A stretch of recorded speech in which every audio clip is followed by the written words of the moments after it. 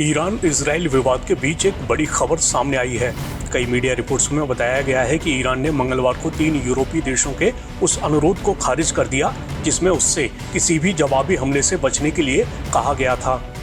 ईरानी विदेश मंत्रालय के प्रवक्ता नासिर कनानी के हवाले से कहा गया है, फ्रांस, जर्मनी और ब्रिटेन के बयान में इजराइल के अंतर्राष्ट्रीय अपराधों पर कोई आपत्ति नहीं जताई गई, जबकि इसमें बेशर्मी के साथ ईरान से उस शासन के खिलाफ कोई निवारक कार्रवाई न करने के लिए कहा गया है जिसने उसकी संप्रभुता और क्षेत्रीय अखंडता का उल्लंघन किया है। दरअसल ब्रिटेन, फ्रांस और जर्मनी के नेताओं ने सोमवार को एक संयुक्त बयान में ईरान और उसके सहयोगियों से पिछले महीने तेहरान में हमास के नेता इस्माइल हनिये की हत्या का बदला लेने से बचने को कहा था। ईरान ने इस हत्या का आरोप इजराइल पर लगाया है। यूरोपीय नेताओं ने इजराइल हमास युद्ध को रोकने के लिए एक समझौते के लिए कतर, मिस्र और अमेरिका के मध्यस्थों की नई कोशिशों का भी समर्थन किया। गुरुवार को फिर से बातचीत शुरू होने की उम्मीद है।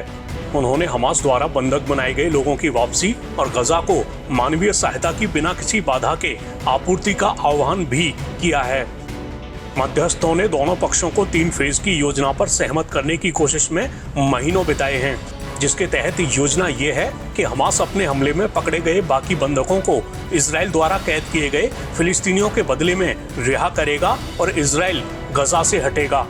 इस बीच अमेरिकी राष्ट्रपति जो बाइडेन से जब पूछा गया कि अगर गजा में युद्ध विराम पर सहमति बन गई तो क्या ईरान अपना आगामी हमला रोक देगा, तो बाइडेन ने कहा कि उन्हें ऐसी उम्मीद तो है, लेकिन देखते हैं कि आगे क्या होता है। उधर ईरान के हमले के खतरे के बीच इजराइल साफ कह चुका है कि वो किसी भी हालात का सामना करने को तैयार है।